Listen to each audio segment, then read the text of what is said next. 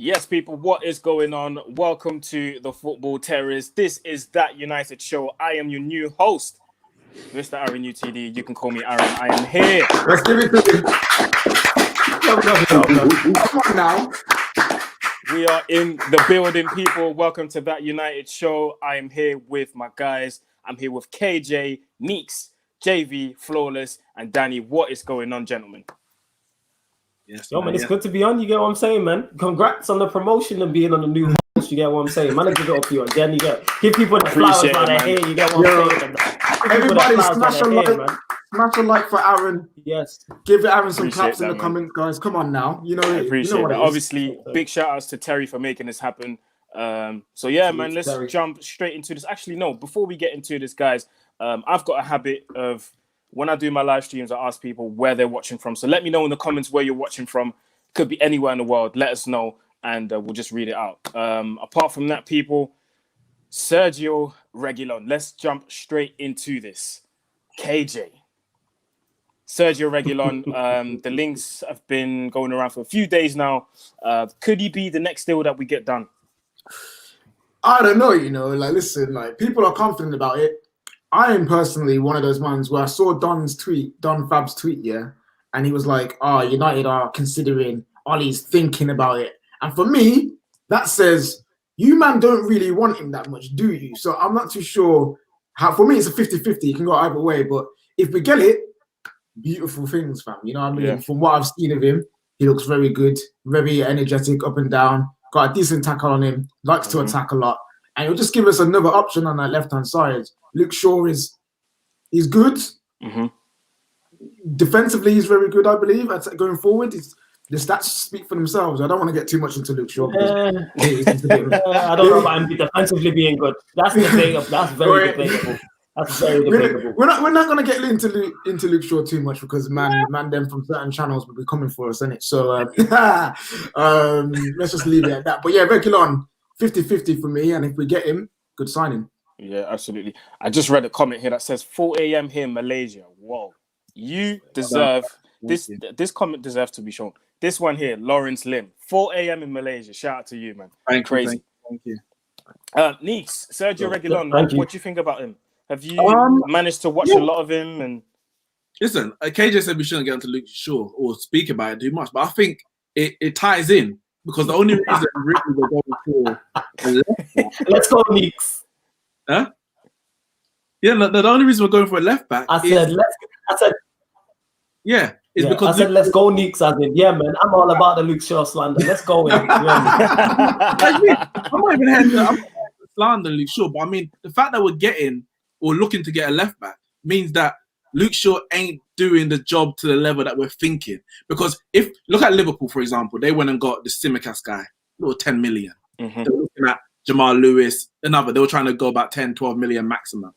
We're looking possibly to spend 25 million on a left back from abroad, which is about right for a first choice left back coming to the Premier League, which means that the job that Luke Shaw's doing, Solskjaer's not 100% sure about. However, he's also not, it doesn't seem like 100% sure on Reguilon because the fact that he's been offered to us and we ain't put in the bid yet, because it's not like we were necessarily going out searching, demanding that we go and get him.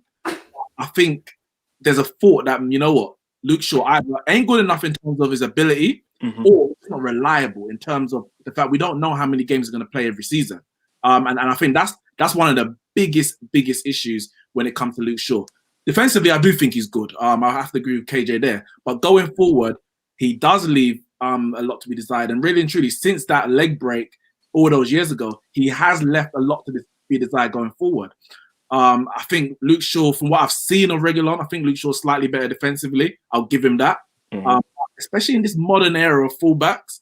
And the fact that we've got Marcus Rashford generally on the left-hand side, who's an inside forward or inverted winger, he'll be cutting inside. You need someone who's going to be overlapping. And Wan-Bissaka's not going to do it to the level that maybe a lot of fullbacks can. So you need to have at least the opposite on the other hand side. So I'm not against it. I'm be happy if we're looking to strengthen that area. But I can't come and say, yeah, this guy's going to be the best fullback in the league if he comes. I have to wait and see. I haven't seen as much as others. Absolutely, man. I agree. I've said as well, it's not so much that I don't think Luke Shaw wouldn't be good enough for the Champions League, but I just think he's going to be up against we're going to be up against some quality teams. And because of that, I think we need to strengthen in certain areas. And I'm not confident going into a Champions League season with Luke Shaw as our main fullback or main left back, let's say, and having Brandon Williams as a backup. I'm not confident going into the season with that. So if we can manage to get a Reguilon in and we can switch between those two, let's say in the Champions League, we play a Reguilon, and then in the league games, if he's tired from playing in the Champions League during the week, we can play a Luke Shaw because he's used to playing in the Premier League. It depends on the opposition. If we're looking to attack more, then maybe you'll go with the one who is better going forward. And if we're looking to hit on the counter attack, you go with possibly Luke Shaw, who's shown that he can, even though he had trouble against Pepe, but he's shown that the likes of like Mo Salah, for example, he's had him in his pocket. So defensively, I think, and even if we go three at the back, which I'm not too fond of, but we've shown his defensive qualities when he plays as a left centre back. So he has a role. I think that's his best position, to be fair. That's what I was going to say as well. Yeah. But then again, I'm not really a fan of us playing with a back three. So either I don't want to see the back three this season. Exactly. But yeah, I was actually going to come to you, Danny. A lot of people are going to turn around and say, yeah, but Luke Shaw, he's still got something in him. He's one player of the season a few seasons back for a reason. And I don't think anyone else should be coming in. Sorry, say that again. If Luke Shaw winning player with the season, that just shows you how bad things were. The fact that, oh man, listen, this is the problem that I have with Luke Shaw. Defensively, I think there's too much slander on him. He's good defensively. And in big matches, when he elevates his concentration, he's excellent in big games for us. The problem I have with Luke Shaw, if you look at how his game hasn't developed, so his big strength when he was a teenager and in his early 20s was his ability to carry the ball with speed. Yeah. And then you're looking at that like, okay, can he improve his interplay, his crossing and everything else? After the leg break, and since he's come back this season, he was decent after when football restarted. The problem is he doesn't even carry the ball with speed very often these days. You don't even see that aspect of his game when he was 19. You don't even see that no more. The crossing, everything else. He's got no assists this season, if I'm not mistaken. 0 assists as a modern fullback. That's not good enough. We definitely need to strengthen there. But this guy, Reguilon, however you pronounce his name, I've only seen him against us, and he didn't do a lot of defending. So I've got no idea. He didn't do no defending whatsoever. So, but going forward, he looks very, very good. But to Neeks' point, my issue is the early reports that came out said an interesting offer arrived for him. And then like KJ said, Don Fabio spoke. And when he spoke, he said, no, he's been offered by the agent. So he weren't our target.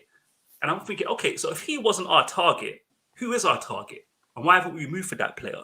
Well, the thing is, it's interesting because remember when Gabriel was looking to go to Arsenal and his agent was looking for Jonathan. He's looking for a better deal.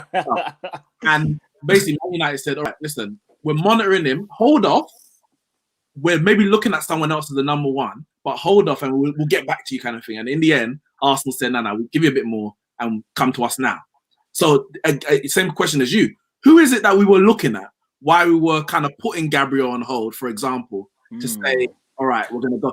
Was it a centre back? Was it a left back? I don't know. I'm not convinced that we were really in for Gabriel. The club clearly briefed the Manchester Evening News and said the agent was lying. We were never in for him. Was it Napoli's president? I think it was Napoli's president said we bid for some player. Yeah, and we didn't even bid for the player. Listen, our name's disrespected. The way we get disrespected, yeah. Like Woodward, no one rates Woodward in his own industry. Forget football fans. Within his own industry, behind closed doors, they don't rate him. Yeah, the sporting president. I know I'm going off topic a little bit here, but the sporting president, like at the start of lockdown, said we paid 65 cash up front, clean for Bruno. We know we didn't do that. Yeah. He can say, no, I'm not letting people think Woodward got the better of me. So he's saying we paid money up front. So look, if we get this for 25 mil, I take it. 25, 30 mil, we're Man United. We can drop that if it don't work out. As long as if it doesn't work out, we can move him on quickly. We don't dilly-dally, give him 5 years to prove himself like we've done with Shaw. It ain't an issue. That's why I was happy to take a punt on Gabriel. I looked at him and I thought, you know what? As an individual, this guy's dominant. He's a dominant tackler. He's strong in the air. For 25 mil, I don't know nothing about his positioning, his decision-making, but for 25 mil, it's worth a punt. It's worth a punt. And he can't be no worse than Bailly and, we've got Tuanzebe coming through. So for that price, we need to do the deal. Absolutely. We need to stop dilly-dallying. We need to see tomorrow morning, Man United have made the bid. Well, he's now he's- playing Yeah, for Spain now. you know what? I'm gonna have to agree with Danny on this one. You know, in the next days, if really he has been offered, and you know, like Don Fabrizio said, he's been offered and he's seen as an option. I don't want to hear that the board have taken 2 weeks to decide whether they're going to take Reguilon or not. No, it doesn't take 2 weeks to decide whether you want the play or not. You've got a few days to analyze this game. You've got a few days to know how he plays, what are his strengths, his weaknesses, what can he do, what can he not do, and then you decide. It doesn't take a week, in my opinion, to know whether you want to play or not. So in the next days, let's say by Wednesday or Thursday, I want to see that we either made a bid or we let him go and we let him go somewhere else. He's playing for Spain, there's I no think, way- either right and look- now or... Sorry, Dan. Yeah, he's just playing been for called up. I Spain, think he's right- going to get his first cap. Yeah, he's going to get. I think he's getting his first cap tonight. Oh, What yeah, I was yeah, going to okay. say was though, you know, you've heard about the 75 or 200 scouts we have at the football club. Someone's got a report on him somewhere. Yeah, so just put in the phone call like, yo, whip out that Reguilon report, the video analysis. What's this guy saying, and just make the decision. You shouldn't dilly dally on it. Absolutely. Super chat here from Prem Prodigy, who says, who says, Luke Shaw and Sergio Reguilon would be a really good competition. It could be an opposition situation specific, depending on the job of the fullback in the system. Two very complementary players. JV, do you agree with that? One sec. Sorry, I was muted. You know what? I ain't gonna lie. Luke Shaw's dead, fam. Straight up. Let's go, And man. you know what? Yeah. You know, we just said it. We said JV, it. We said this is it. why When you're my JV guy, you know. This is Exactly. why you're my guy. You know what? Yeah. You're my guy, man. Innit? That's why you just say it how it is. He's dead, man. Innit? Let's stop beating around the bush, man. He's dead. Yo, Yeah, He's he's dead, dead, man. fam. literally, He's dead food, off bro. camera, before we went live, Flawless was saying, when JV pronounces his famous words, you know what, yeah? You just know he's about to say something reckless. But go on, bro. Go. Nah, for me, he's dead food. He's dead. There's nothing. I can't see us getting back to the top with players like him at the club. Never mind. Wow. Right. Yeah, Those seriously. are harsh words. At the club. At the club. Yeah, no. You know why it's harsh? All right, then. Let me put it to you like this. He doesn't get into any top team. So if we want to class ourselves as we're getting back to this Champions League level, we're getting back to being arguably the third best team, you know, in the country, yeah, because that's where we finished. He doesn't get into a lot of Champions League teams. Mm-hmm. You know, there's not many Champions League. He doesn't get into a Juventus. He doesn't get into an Inter. He doesn't get into a. Do you get what I'm saying? He doesn't get into PSG. He doesn't get into nowhere near Bayern. He won't even clean their boots. You know what I'm saying? none of the Spanish teams. You know what I'm saying? Yeah. And then you know what? Devil in the Details made a good point. Said, oh yeah, he's not attacking no more. You know what I mean? He's not carrying the ball no more. Yeah, because he's got a belly now. Do you know what I mean? Yeah, he sees the halfway line and he's out of breath. Listen, He's the most out of shape athlete I've seen in a long time since Wayne Rooney. But Rooney, I've said this all the time. It's not slander on Rooney because Rooney would put it in. He'd put the work in. Do you know what I'm saying? His physique might have not always been the best, but the work was put in. You know what I'm saying? He ran. If anything, Rooney ran too much and done himself in. For me, Shaw, defensively, you could argue and say Shaw's defensively good, but I'd say many of the times when Maguire's getting criticism, it's because he's been left open, exposed. Sorry, yeah, there you go. Left exposed from Luke Shaw, and yeah, I can't see us getting to the top. Even if we was to mount a league title challenge, he would be the weak link in that defense. Do you know what I mean? So, but if we don't strengthen left back now, if we don't get Reguilon, yeah.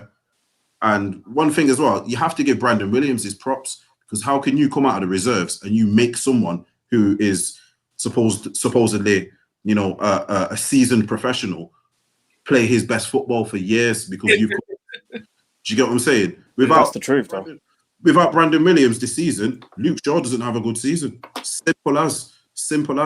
So, and I'd say he's not far off his level, and he's a lot younger. So if you was to have a bet on one of them, or if you was to see which one you'd keep, I'd keep Williams over Shaw, because Shaw's not going to improve. Williams, he needs to be right back though. Do we still want to see him playing at left back at this point? I don't. For some reason, I keep thinking he's a left back. I don't know why. Maybe it's because he's been in that position for so many times. Do you know what it is with him? Well, did he not play right back in the reserve? Then Ethan Laird came. Ethan Laird came and just. But here's the thing for me: if Williams on his left foot, he's fine. If Williams crosses on his left foot, he's fine. He just needs to coming into the right. He's looking like the rebirth of Ashley Young at sometimes, where he's just cutting back in onto his right. You know what I'm saying? And I don't even want to say that because it's a disrespect to him. But you know, when you come too predictable, that's what it is.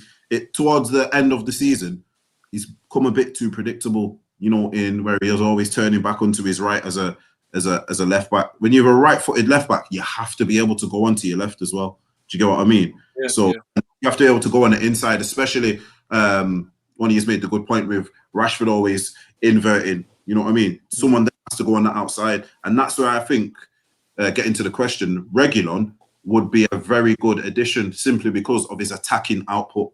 Yeah, defensively, I've not seen a lot of him. I'm not going to sit here and be like, yeah, I've watched him. No, I've not. I've heard a few things about him. I've seen a few matches, and he does look good.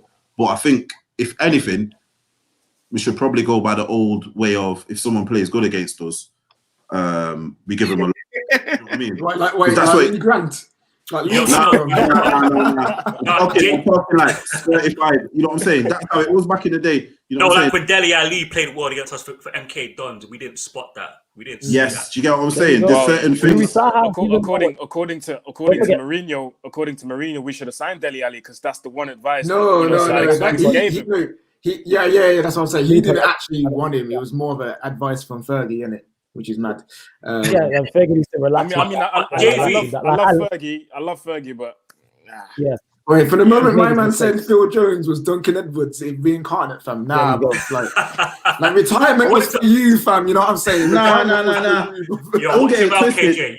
You can't Man, don't get it twisted. No banner on Sir Alex. Don't get it twisted. Fergie didn't mean a word of that. He was trying to boost my man up. My man just didn't take the boost. Do you know what I'm saying? He didn't mean a word of that. He didn't mean a sentence, a syllable, a adjective, a noun, anything of that sentence. He didn't mean none of it. He was trying to boost my man up. My man just went over his head, went over his big head. You get what I'm saying? But that's for another day. If I've heard you correctly, so you're saying like Luke Shaw should even be the backup left back, Williams should be the backup left back. Like next season, let's say we buy a Reguilon. If we bought him and he got injured, you'd be like, well, Brandon Williams is on the bench, bring him on, don't bring on Luke Shaw. Is that how deeply you feel about it? Yes. Short and sweet. I think Luke Shaw, that's even for a big game, even for a big match.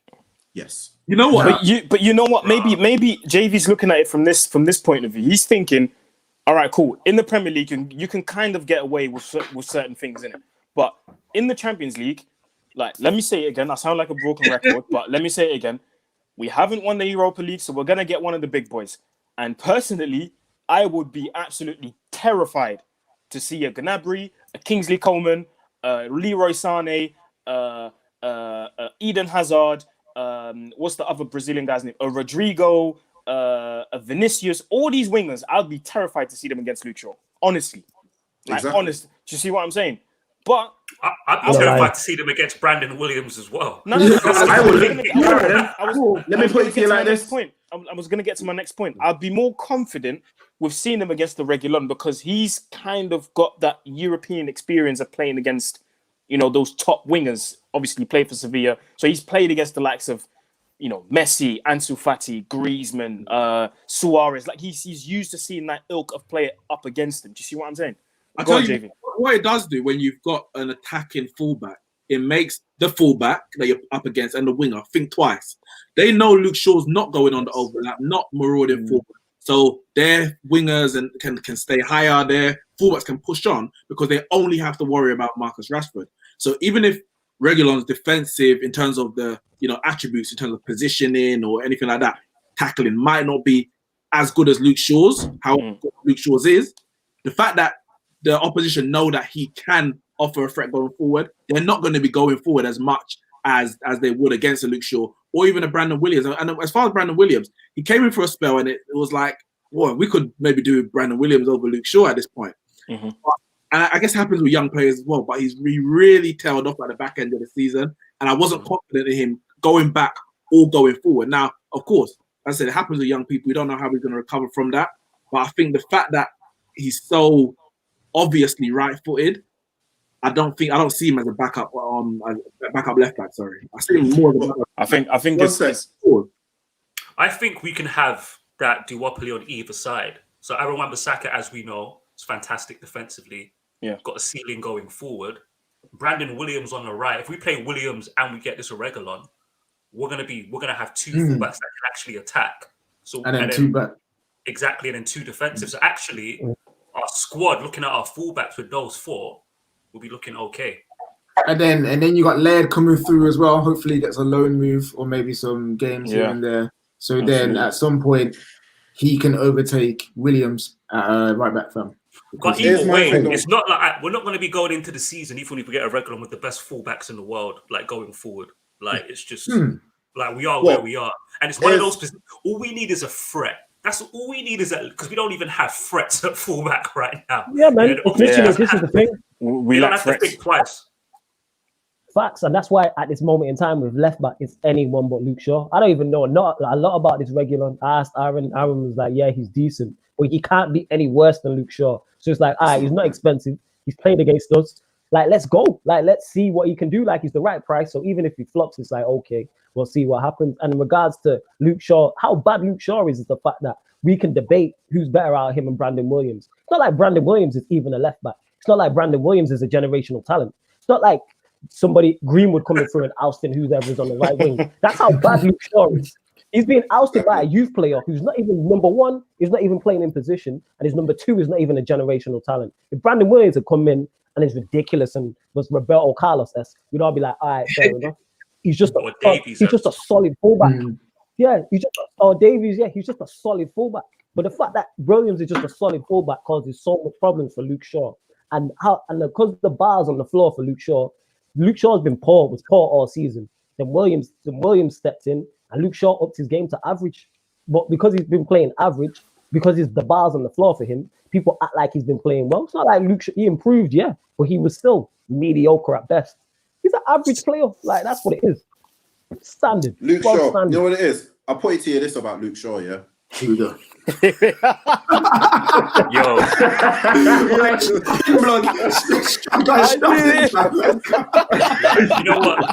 You know what I just saw in my head when he said that? I just saw a shotgun. You know when you pump a shotgun? You just get ready I'll put it to you like this, yeah? Luke Shaw doesn't get into any other top 7 team. Top 7, bro. No. Top 7. I don't. Everton finished about what? Where did Everton finish? They've got a better left back than us. I think they finished like 8th or 9th or something. There you go. He doesn't get into any of those other teams starting. I disagree, but we're splitting hairs. And you know what? All right, then name it. And that's the thing is, we're splitting hairs. But I wouldn't say Ben club either. So it's splitting hairs, isn't it? Nah, name me then. If it's let's go. You know what I would say very quickly, yeah? Tierney and is it Digne? Digne. Marcus Rashford doesn't help Luke Shaw. Luke Shaw does a lot of one-on-one defending. Those guys were worse defensively than Luke Shaw. Going forward again, like, let me just make it clear. Luke Shaw going forward is absolute garbage. Really, he's not garbage. Defensively than Luke Shaw. Garbage. But defensively, especially in the Premier League now, he's actually an asset to Manchester United. There aren't many fullbacks in the league. There's not many fullbacks in the league who are better than him defensively. He is an asset, but that goes to show how the bars on the floor, because even when JV said that he's top 7, he's not in top 7 left backs. The left backs that are ahead of him, I don't even rate that highly. I think Chilwell's better than Shaw. I'm not a massive fan of Chilwell, but I think Chilwell's better than Shaw. Like, I don't even think that's... Yeah, and Chilwell JV is on one today. This is what I'm saying, though, isn't it? Like, that's how much the bar is on the floor with Shaw. That's what I'm saying. If you're a half-decent left back, you're better than him. You're better, and it's not even up for debate.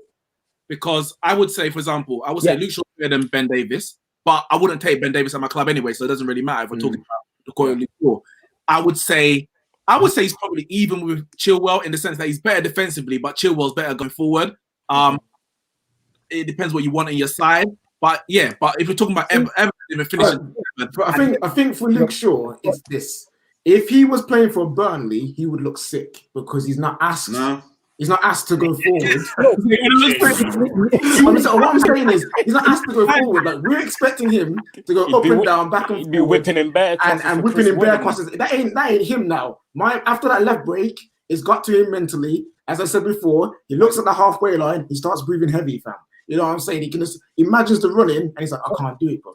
And that's the issue. But if he was at like a Burnley, where he's got a winger in front of him who does the work as well, he would look good. He would. I don't think any Burnley fullbacks can have that can perform. You guys are disrespecting this guy so much, man.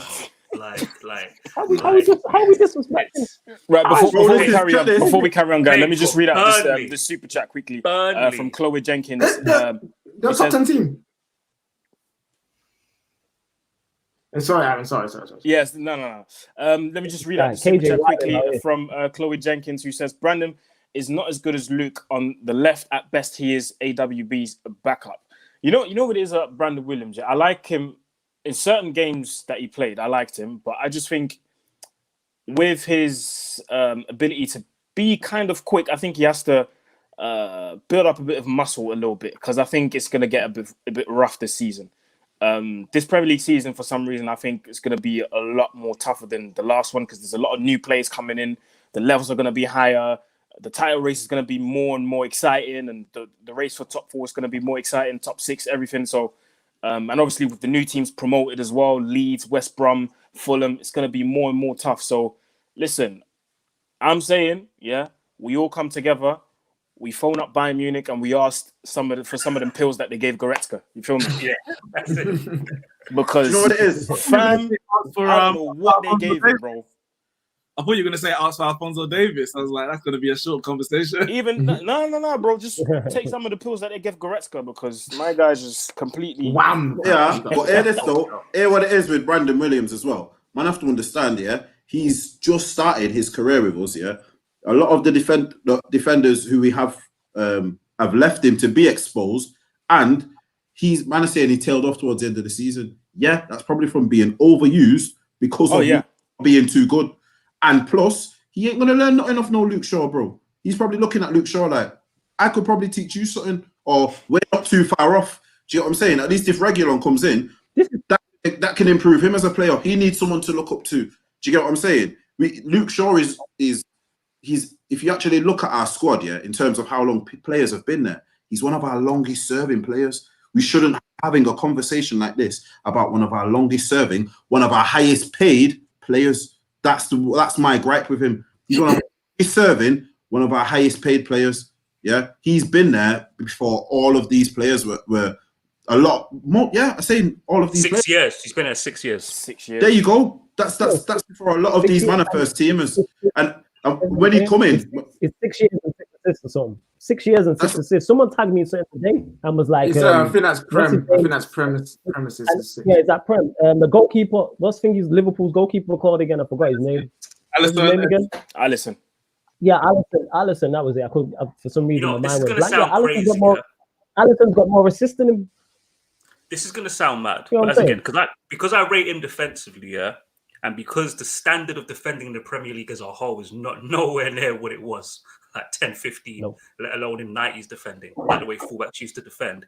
He's like remember when we had Gabriel Hines? He couldn't attack at all. He was world class defensively. Yeah. Like in this era, you just need to be good defensively, and you're an asset to a top club. No, I hate you. Honestly, the standard of defending in 20, you know how many goals were conceded? Like Chelsea conceded 54 goals and finished 4th. Mm-hmm. Wow. It's But again, I'm not falling on my sword for Luke Shaw. I just think that he defensively, I think his defensive qualities have some merit. That's all I'm saying. No, they do. Just one thing. Go on, JV. One thing. Yeah, go on. They do have. He is a good defender. Don't get me wrong, but we're actually missing the point. You see, how can I put it like this? You see, if he wasn't so defensive, if he attacked a bit more, he wouldn't have to defend as much. And the fact that he's defending so much, makes me nervous because I know he can be good, but he's always got a mistake in him. Do you get what I'm saying? So the fact that he's constantly defending is actually a weakness because he's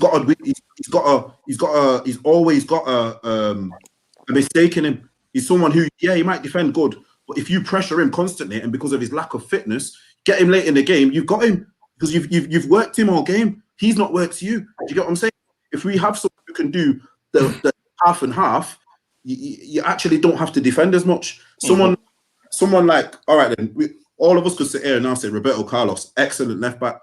You get what I'm saying? He didn't defend. He didn't have to defend as much because half of the time he was making the winger defend. Do you get what I mean? Boxing. If I'm just stood here all night like this, boom, boom, and I'm blocking. I'm saying. You want to hit me? Do you get what I'm saying? That's what I'm trying to say. The problem is with Luke Shaw, he's always defending to the point where you can see that he's being worked. You chip away at him. That's what I mean. And he will do a mistake or he will expose another player. So then it's not even directly his mistake. He's then making someone else get called a fridge. You get what I'm saying? Or you know what I'm saying? So, or making the next centre back next to him look soft, like gal, because he. You know what I'm saying? So that's my problem with him. He's a liability. That's what it is. He's a liability. We hear you, bro. We hear you, man. I'm just seeing some of the comments, and they're saying that Reguilon got injured in this match. So we'll check that later. Anyway, bro, talking about attacking fullbacks. Wait, why is everyone in the comments saying Reguilon just got injured? That's what I'm saying. Even if he got injured, he's still probably better than Luke Shaw. What's the injury? Allow it. Right. Okay. Wait, I just want to say. Yeah, go on. I just want to say, talking about fullbacks and attacking ones, we've actually got one, but apparently he's on his way out, isn't it? Which was going to be my next topic. Yeah. Diogo Dalot, he's on his way out. He's been linked with Everton, been linked with Wolves as well. I mean, they seem to get just any Portuguese kid that's out there. Because they just signed that kid from Porto, Fabio, I forgot his name. Fabio Silva, 18-year-old striker from FC Porto. Oh, so what are we saying? If Dalot leaves, to me, that's the confirmation that we're getting the fullback, and it will most likely be Sergio Reguilon. But what do you think, guys? And I'll start with you, Flawless. If Dalot goes out, does that mean Reguilon comes in like 100% to you? It should, but you never know with Manchester United. But that's what it should mean. Salute to Terry as well. That's what it should mean. However, I've spoken on this show about Dalot. Like, I'm a fan of him. Like, we talk about players going forward. Defensively, yes, he can improve, but people forget he's 19, 20 years old. And I like him going forward. He's got a great delivery. He's quick. He's got a trick as well. He's got some flair. Like, he's got to step over and he can shift it off the ball. And look at the two teams that are in for him. You've got Everton and Wolves. So you got Everton, So Carlo Ancelotti's looking at him and being like, yeah, I can definitely do something with you. Carlo Ancelotti, one of the best managers of his generation, easily. This guy's won everything. And then obviously Nuno at Wolves, Portuguese, makes sense. Like, he doesn't pick bad Portuguese players. If he signs a player from Portugal, you know that player's a baller. Like, it's the automatic stamp of approval. It's like Fabrizio Romano with transfers. As soon as he says, here we go, we're like, no one doubts it. So I'm looking at it like, Dalot's a player. Dalot's a player to me. I'm a fan of him. And I reckon Ollie, I don't think Ollie can coach and get something out of him, but I believe there's a player in there. So I would be sad to see him leave. But speaking if of Everton, means we do sign a left back, yeah, I would take that. Speaking of Everton, they've done some amazing business, in my opinion. I think they're going to be a team that people should be looking out for next season. Their midfield is looking really good now. I mean, some of them haven't been announced officially yet, but we know it's going to get done. Alan, Decore, James Rodriguez. I mean, come on, man. This is looking really good. And, props to Everton and obviously Carlo Ancelotti, who signed James for the third time now. The defense is still looking shaky. I'm not going to lie. But I reckon they can still... I reckon they'll still get, reinforcements in defense this season. And they'll still finish 7th. I mean, every year with Everton, it's the same thing, fam. At least the Merseyside derbies now for the first time are going to look exciting. Do you know what I mean? It's going to be. I'm not going to say it's going to be a matchup, but it's going to be quite exciting. Do you know what I mean? On one side, obviously, you've got an amazing team in Liverpool who are going to lose Wijnaldum, by the way. And on the other side, you've got a decent Everton squad with some very good players. You know what it is? On Dalot, yeah? It's my problem with Dalot. It's my problem with him. It's not so much of a problem. One thing I've observed with him is that he just doesn't compete defensively. Like, he's just not determined. Like, he had a spell out of the team and he come back in and I already had that thought. And like, I can't remember what game it was, but there was an attack against him. Just some basic positional stuff. And he wasn't. Maybe. Oh, I think I know what game you mean. And it was just like, this is where I said, I don't think, you know what it is, Flawless? I don't think he's a fullback. I think he's a wing back. That's why. Yes. And the problem is, and this is the tricky thing, this is the tricky position that Ollie's in. We may not sell Dalot because, like, if Dalot, I expect Dalot to go somewhere and do well, but it's because just at this moment at Manchester United, we can't afford to be developing a wing back into a good defensive fullback. We just don't have that luxury at the moment. Let me say that. Do you get what I'm saying? What I would like to see him do, I get what you're saying. I wouldn't mind to see him on the wing. I reckon he could play. He could do a job on that. He did try that. He did try that, but ultimately we want to sign Sancho, so we don't have to try him on the wing. And then we want to bring in a Chong or someone else. So ultimately, I think, you know what it is? It's best for Dalot that he leaves. And I'm not one of these guys. If he does well at Everton, I'm gonna be like, I'm happy for him. I'm not one of these guys where the narrative is if you leave Man United, you're supposed to not do well. Like, do you think it's more so about his positional sense and his ability not to defend as great as others, or do you just think I'll give you an example? His confidence is not there, and because he's had an injury as well. Like, what do you think? It's all of the above. Signing Wan-Bissaka. Signing Aaron Wan-Bissaka knocked his confidence badly. Then he got injured. Physically, he's not up to it. Positionally, he needs improving. And again, it's a determination thing. You know, one thing I do respect about Brandon Williams, he had a terrible time in that Sevilla game, but he soldiered on. I tweeted it out. It's like he was soldiering on. He was still fighting. He was still competing. He's a puppy. He's 18? And I'm like, that guy, his determination, the way he soldiered on, he didn't perform well, but I can't give him anything less than a 6 just because of how he soldiered on. With Dalot, I don't see a soldier. Yeah. He's that. I was watching Blue Story the other day, and only 2 men were left standing, and 20 men ran. Like, Dalot's running. Dalot's running. So before you carry on, Terry putting in the super chat here saying I'm watching Soccer Ace sign. I think it means Evra. Still class. I think I've seen a piece of skill. By the way, I was just on Twitter now. I've just seen a piece of skill. Ridiculous. Evra's fitter than Luke Shaw, and he's retired. That's the crazy thing. There we go. Then that's how you know. And with Dalot as well, what we're forgetting as well, not so much you, but what people forget is he's 19, 20, so he's still learning. Like, these things you are gonna. It's not like he's 26, 27. He can still get better. You get what I'm saying? So that's why I look at him. Even if we did keep him to play as a backup winger, I would be happy with that. Like, even if we do sign Sancho, have Dalot play on the wing. Like, he's better than James on the wing. I'll say that much. You know what I'm saying? Like, he'd offer more.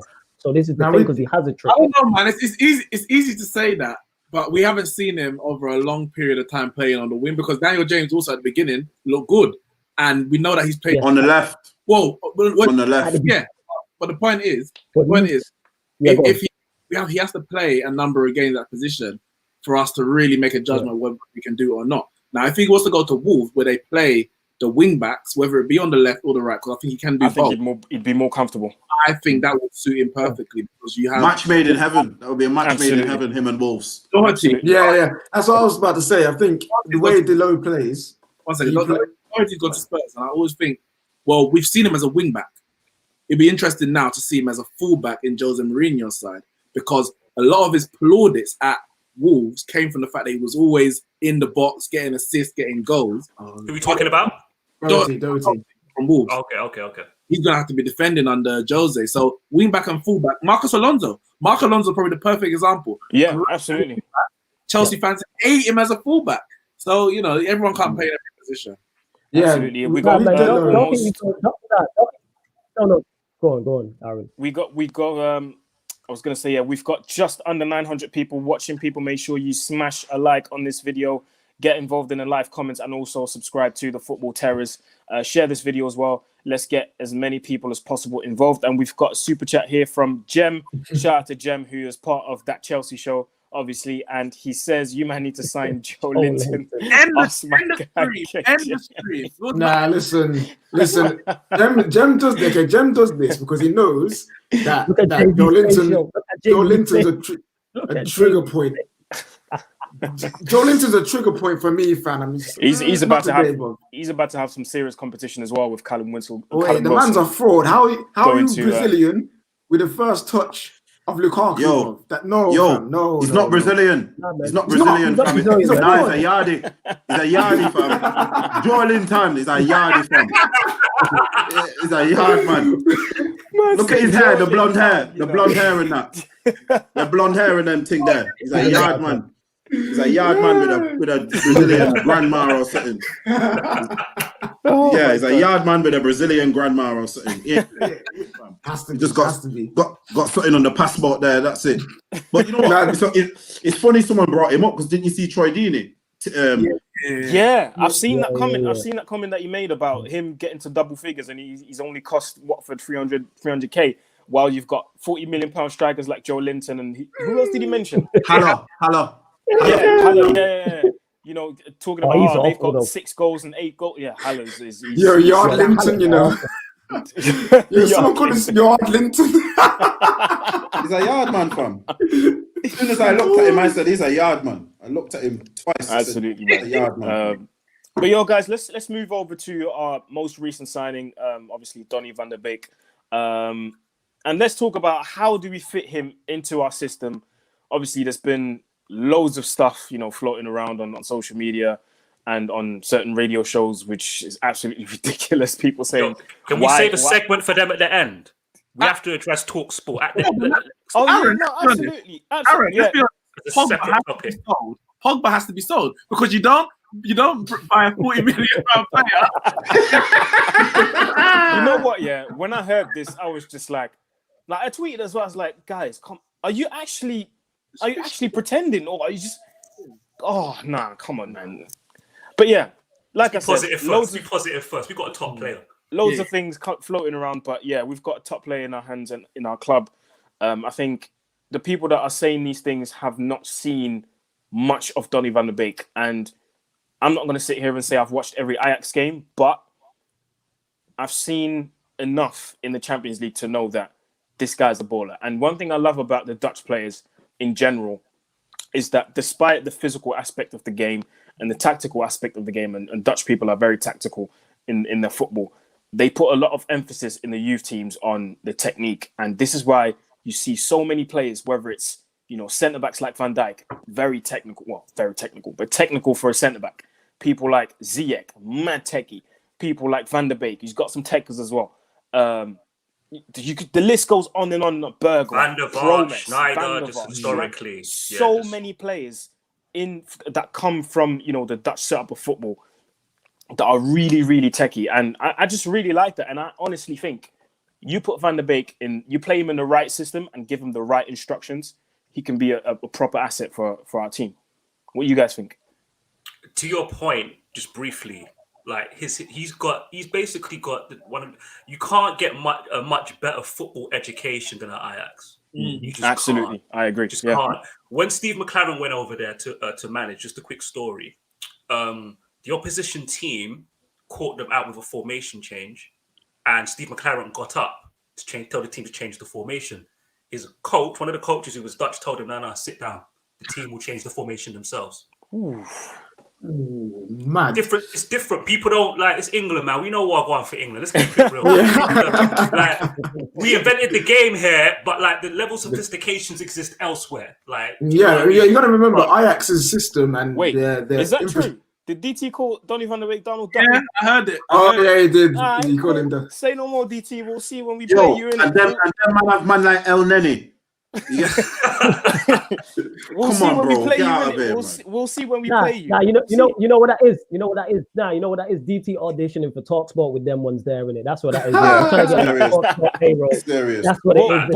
We'll see when we play Arsenal. We'll see.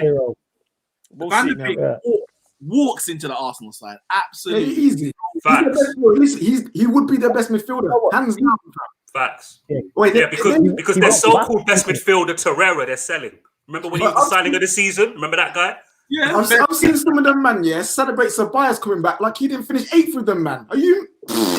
Sabias coming back. Broke boys, fam. You guys are broke bombs, bro. Yeah.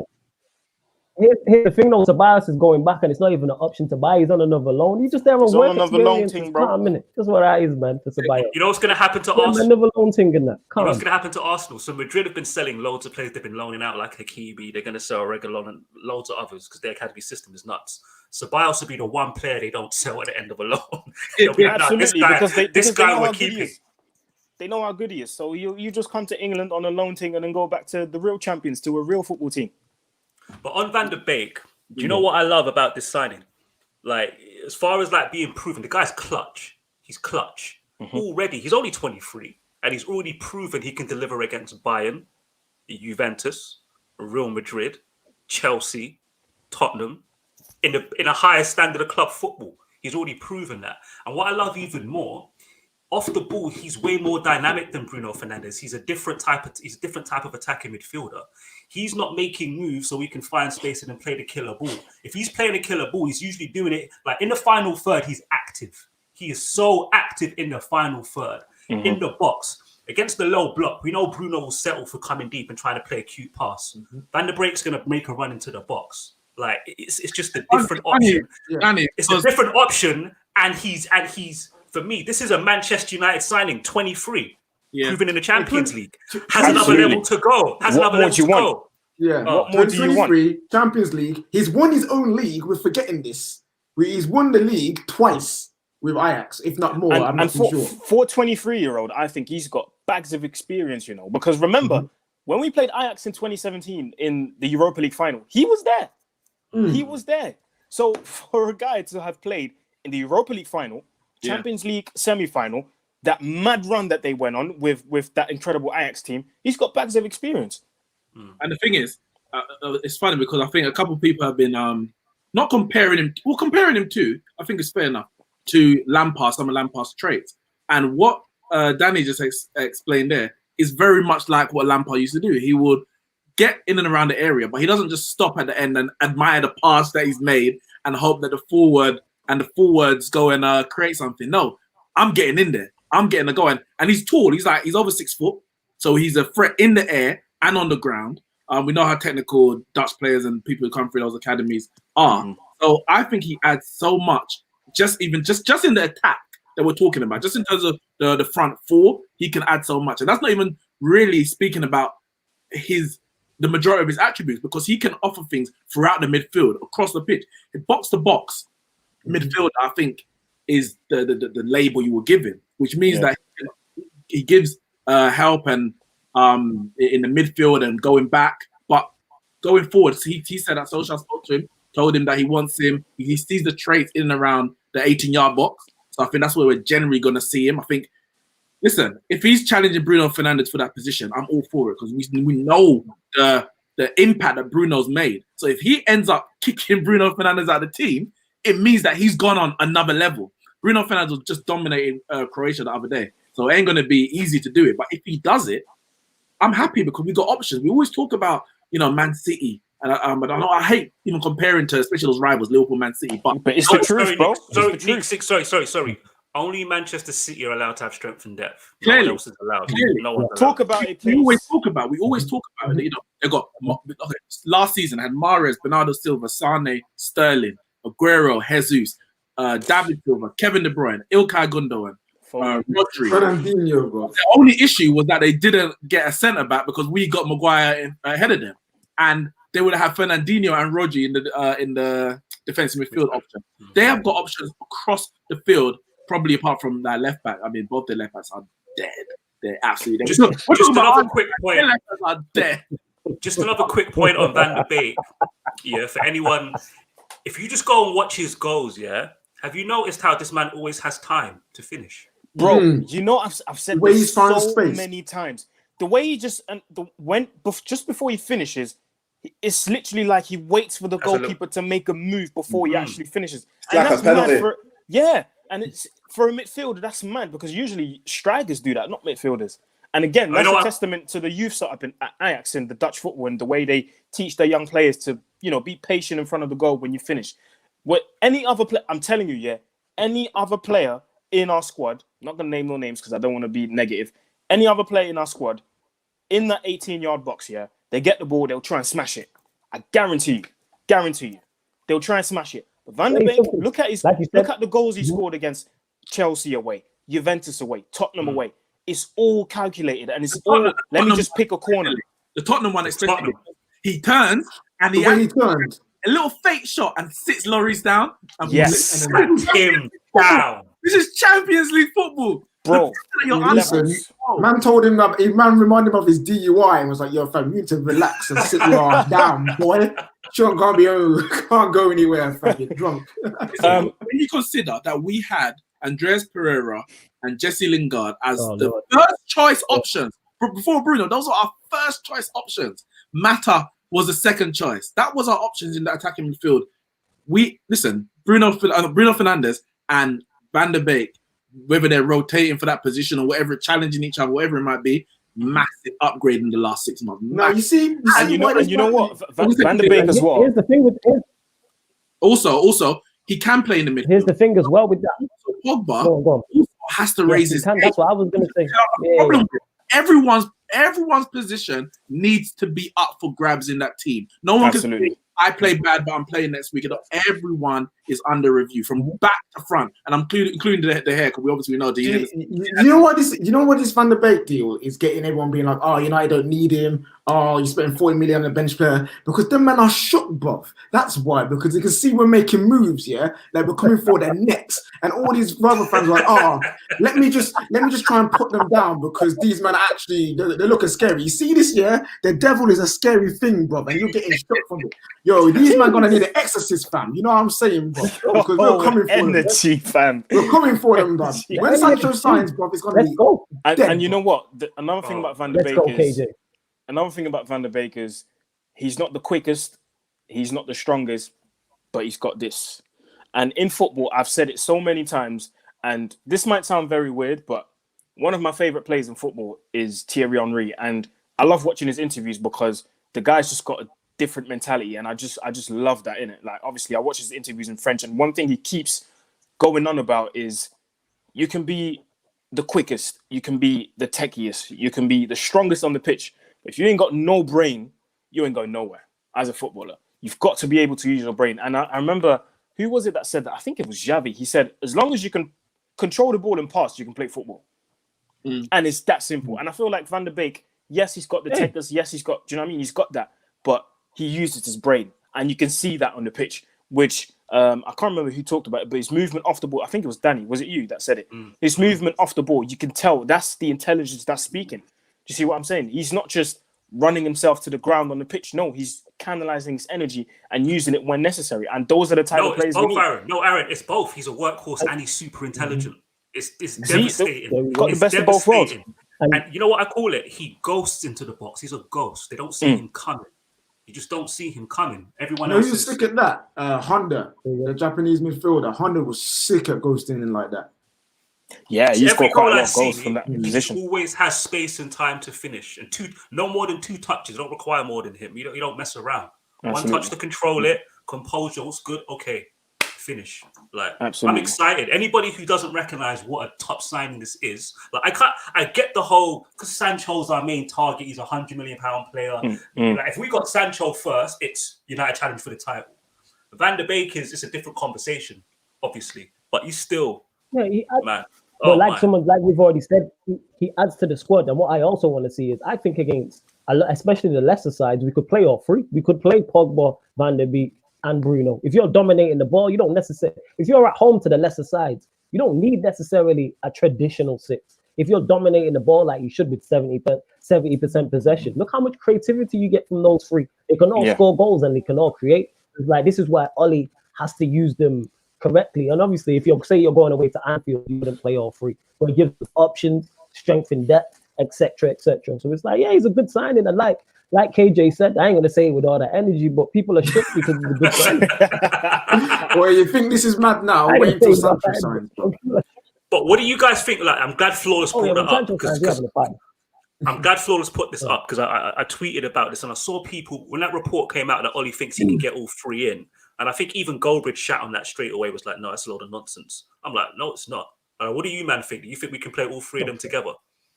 That was actually going to be my next question. Before super chat from In Chloe certain Jenkins games, again that's says, go on. another thing people don't realize is that Donny van der Beek is 6 foot tall. I didn't even know that. He seems like I didn't even know he was 6 foot.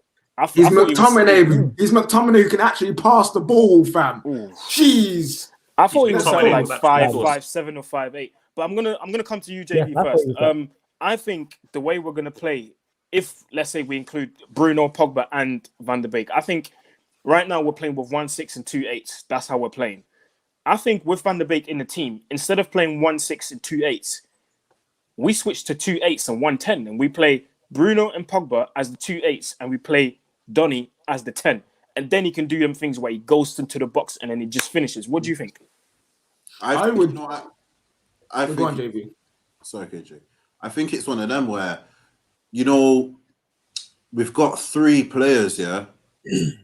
All three players can all play the 8 the same. I'd say they can both play the 8 the same. Mm-hmm.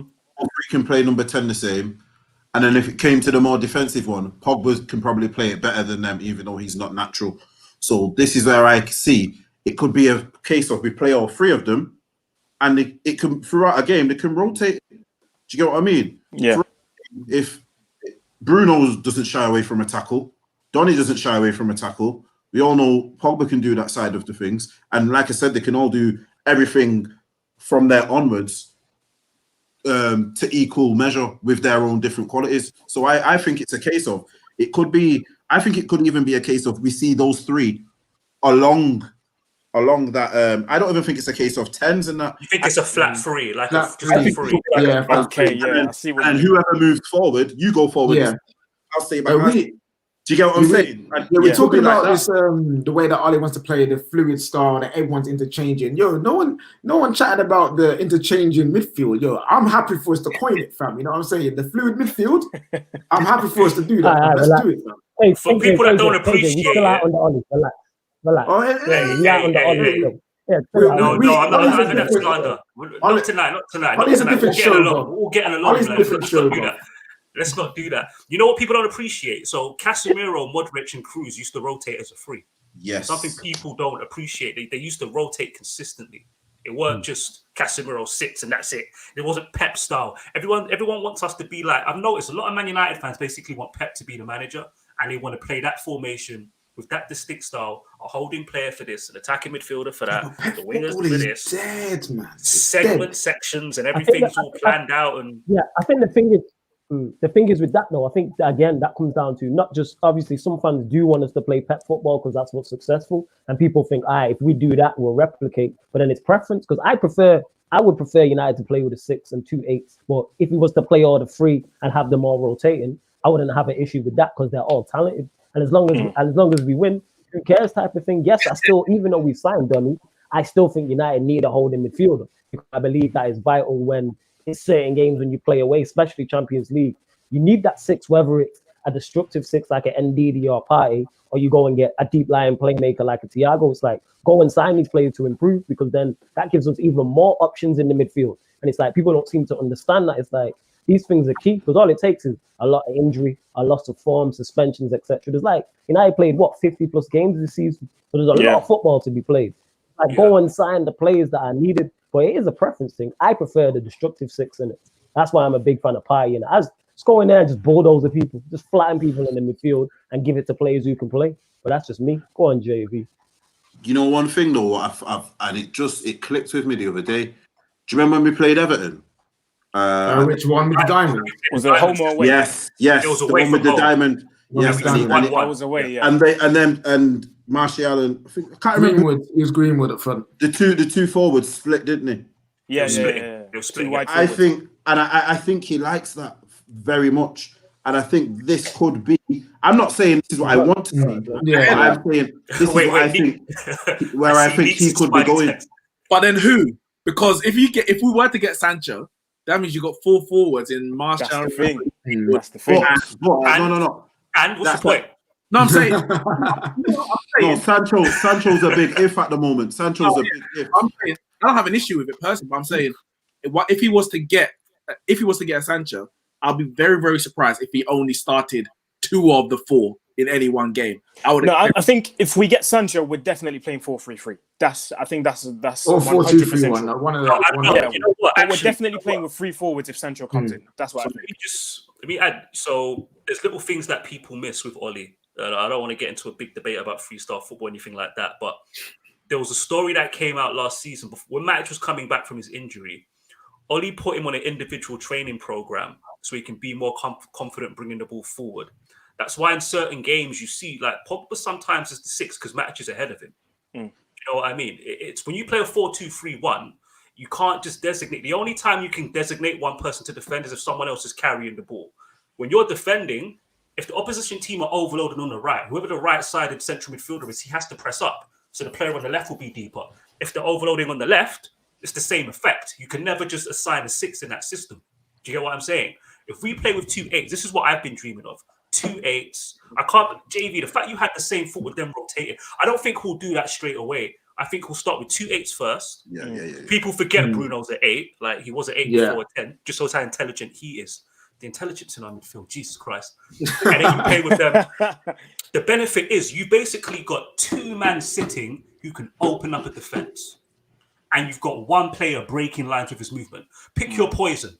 Come to Old Trafford, pick your poison. Come and confront Pogba and Bruno on the ball, leave space for Van der Beek, or stay compact to break him and give Pogba 3 seconds to play his favourite signature pass over the top of a back 4. I dare you.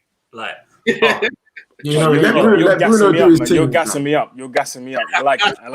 But if I'm keeping it real, I think over a 38-game season, we'll probably see that in about 14 matches, most of them at Old Trafford.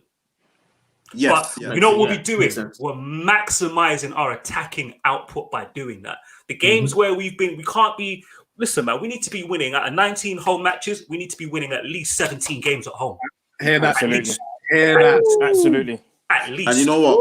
And slapping teams within the first hour. Half even. Like, you know what? Maximize that output. The way we were after lockdown and we were like 3-0 up in no time and making substitutions galore. That is what we need to be doing at Old Trafford. Old Trafford has to be a fortress. It's been too long where teams are coming to Old Trafford and thinking they can get a point and leaving with a win. Nah. Can I just say as well, like, you know how teams come and press? I dare you to press Bruno and Pogba. Come to Old Trafford and try and press high up the pitch like you were last season. That's the thing. You know what? That's why we tended to. People think we controlled more games just because we had Bruno. It wasn't the fact just because we had Bruno. It's because we had more quality in the midfield. So like you're saying, that's a very good point where you're making, where you're saying, you know, go for this one. We've got this one. You know what I mean? So last season we had 2. We could now potentially have 3 of them. Do you get what I'm saying? So you've got more variety. More variety. Do you get what I'm saying? With those guys in the midfield, it should now then hopefully help with our playing at the back, because our playing at the back is shaky, because when you got Fred on the ball, when he receiving from the centre backs, or sometimes Matic receiving from the centre backs and man's turning like a truck, we get our pockets picked really early on in the phase of coming out the back. Have you noticed when we get past that initial press, we're gone, we're through on goal. Like we're gone. But I've got it pinned on my Twitter. I've got it pinned on my Twitter. Against Southampton, he did the same thing when we played them away from home. We beat their press. The goal is identical. It's absolutely identical. One thing though, Paul Pogba has to become press resistant this season. He gets caught. So he shouldn't be getting caught on the ball, like with his ability. Yeah, because it happened quite often, you know. It happened quite often. In the Southampton game, he saw the guy coming and he didn't improvise. And it's like, that's lazy mental. That's just concentration. It's like, come on, man. You should just be spinning that guy. Improvising up my game. What is? He's so confident in his physical... he is. That he thinks, you know what? I can roll him, man. Shrug him off a little bit, yeah. So when it does, it looks good.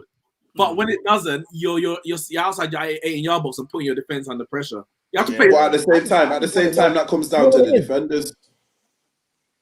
Go on, bro. That also, but I want to know, where have you man come with this energy from, innit? Where have you man been sipping? I need that. You man talking about I've been simmering. Nah, man, too many. I think too many Slap. people have been getting onto us, man. Too many people are. It's not just that. rubbish. Do you know what it is, fellas? Do you know what it is? This is the first time with no bias, no gas.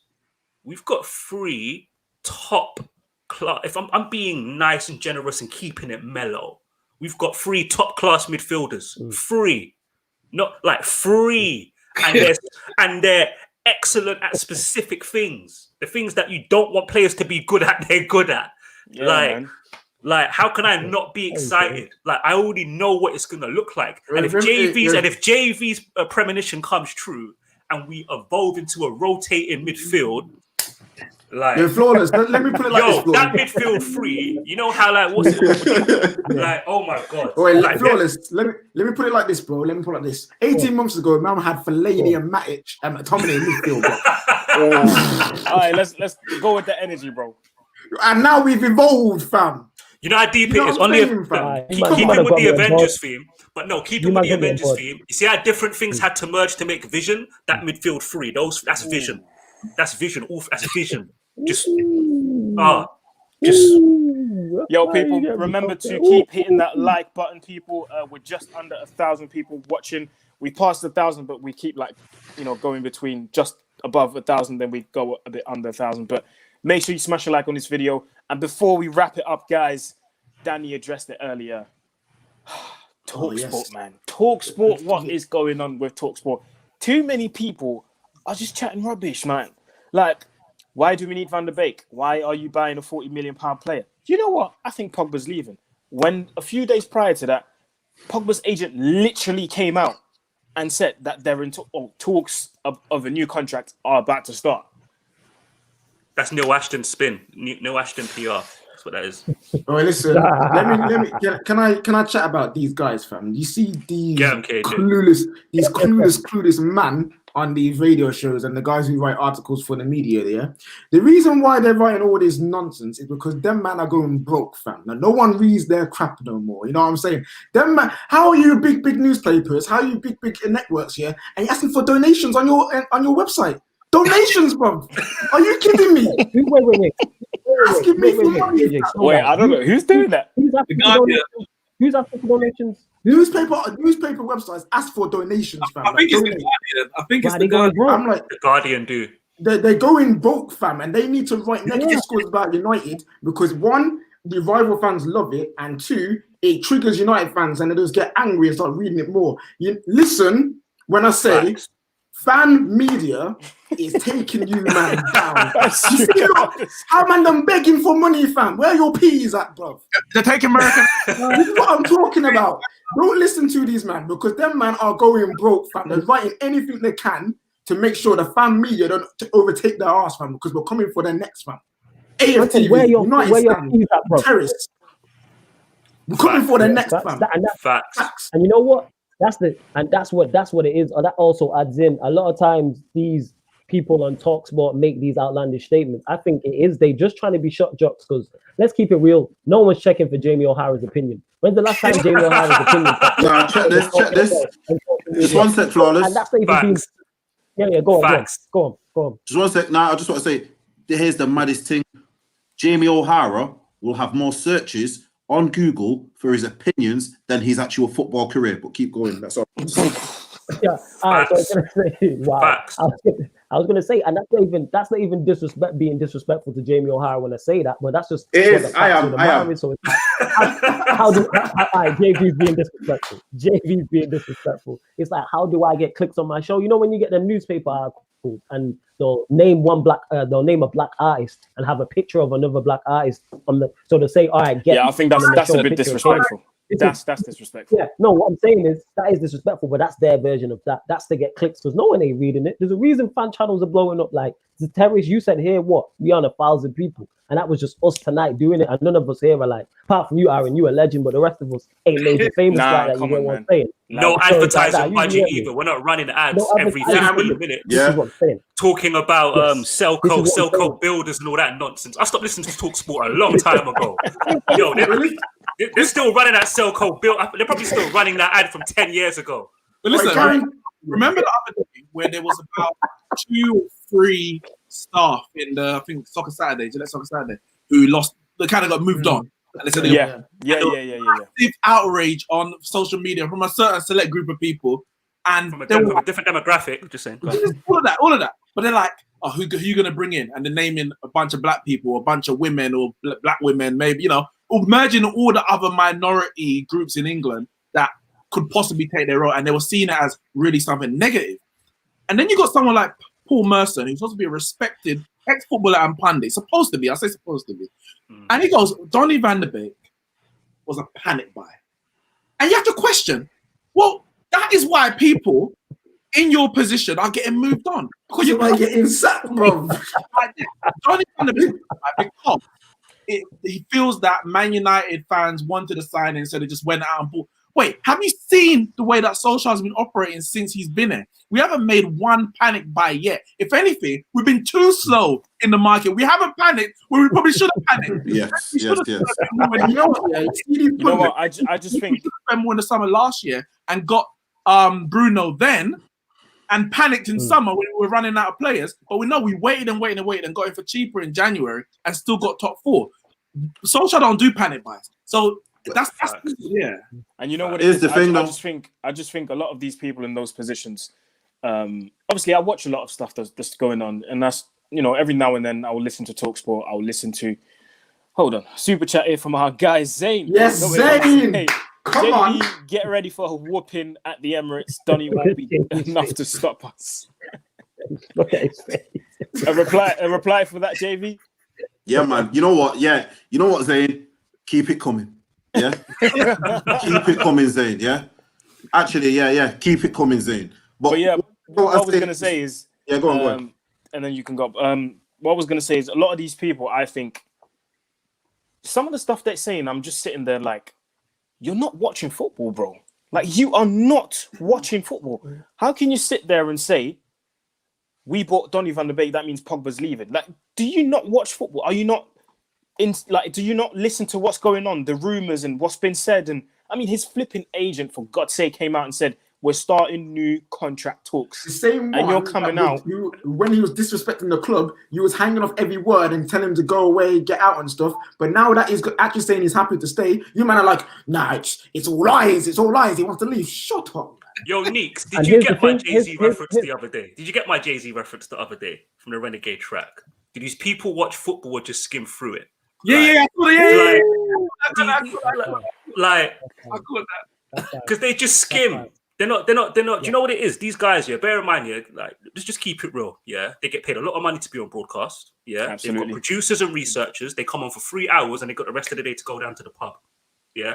And they're probably too pissed to even watch the football in the evening. Let's just keep it real, because this, like, Van de Beek, like, if you don't watch, don't get me wrong, you don't have. No one watches Dutch football.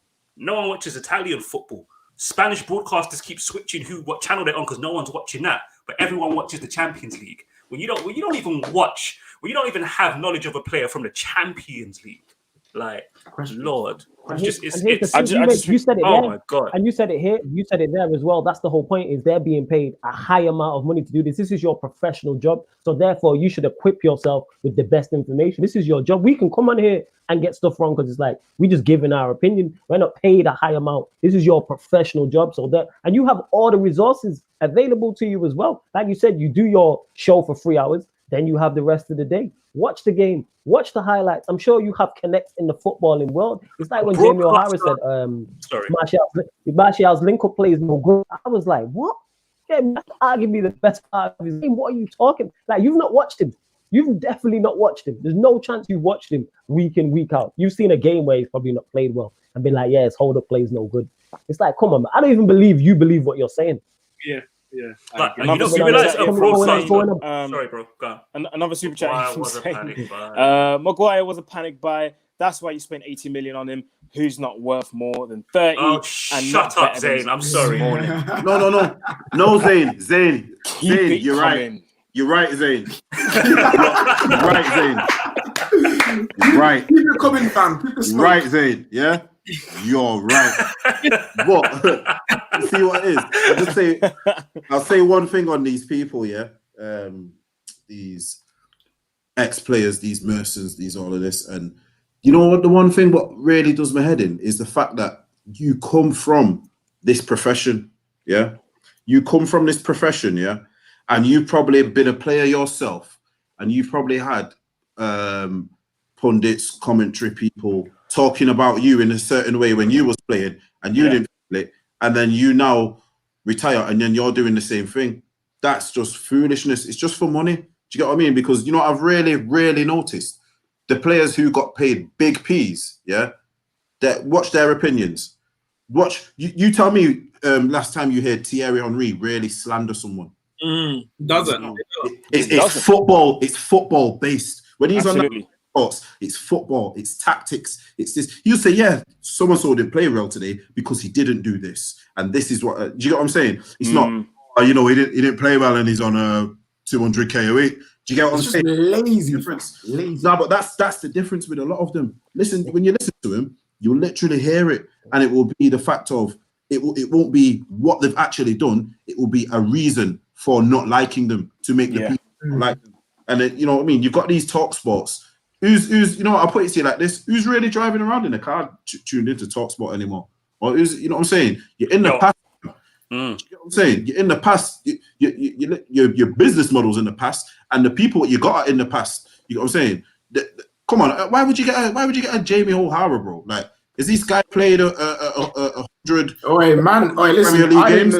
I didn't know Do you man get what I'm was a saying? footballer until he came and said nonsense, fam. Like legit. I was like, Jamie O'Hara, fam. Yeah, it might be a bit before your time. But can I say a couple of things to the Zayn point? Obviously, we know. Listen, Zayn comes out with some statements in it, but people come out and say, being a panic buy. We wanted Maguire early in the transfer window. The issue was that Man City also wanted him. I think even Mourinho wanted him. Yeah, but a year before. So when you got clubs with a lot of money going for a player that's Leicester's one of Leicester's most important players, and Leicester got money as well, then you're gonna have to spend a high price. That's one of those clubs with the champions of England. Exactly. So absolutely, Maguire for me was never a panic buy. You can question his ability if you want. That's a separate argument for me. But Solskjaer is very, very diligent with his signings, and as I said before, we know Woodward and Glazers are not frivolous with their money, so they ain't going out needlessly. Well, not since probably LVG anyway.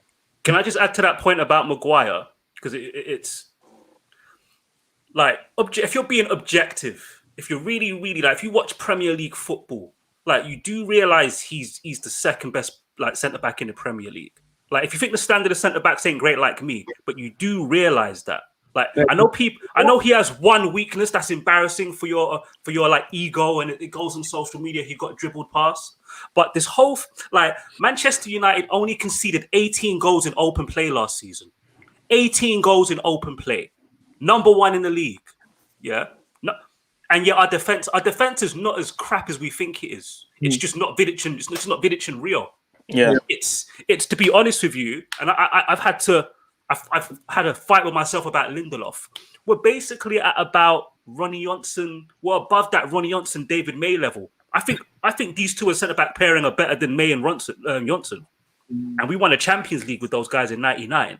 Like Maguire he's dominant in two aspects of defending, in the air and intercepting. Pairing with someone who's dominant in tackling and aggressive, and all of a sudden now, like all these fools are going to have to shut up. I cannot wait till Manchester United get back to the top. It's been too long. I've spent 3 quarters. Listen, I've spent 3 quarters of my life, like sunning these man, just like, and I just can't wait till we get back to the top because I can't deal with this. Look, we got an Arsenal fan come in and flawless. Sabia and Gabriel will have Martial in their like. This is what I mean. This is what it's because Man United is dominant that he can say stuff like this. It's the only You can't though. These teams are. We'll see about that. And by the way, Martial's gonna establish himself as the best striker in the Premier League next season. Remember, I said that.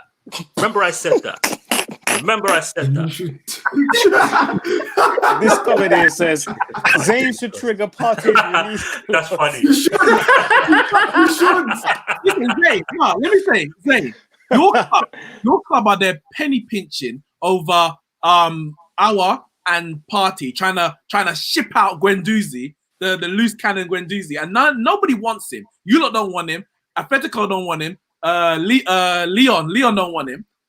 Put your money, maybe don't, but for argument's sake, put your money into doing a little GoFundMe for Arsenal to fund those midfield. No, Zayn don't need to do that. Man United. He could do it himself. I'm convinced. He could. I've been saying for a while. No, in all seriousness, Zayn, I've been saying this for a minute. You ain't sent it to me. Follow me on Twitter at Devil Details MU and send me that trading link. Send me your trading. Signal. Let me just copy. I said it as well, Zayn. Let me copy your trades, please. Please, Zayn, subscribe to my channel, Mr. Aaron UTD. I would love to have you on my live shows. You know what I'm saying? I'm not going to go into details, but I just love to have you on my live shows. But yeah, guys. No, Aaron really respects your opinion, Zayn. Like that's why he wants you on there. Exactly. Like Zayn Abramovich, yeah.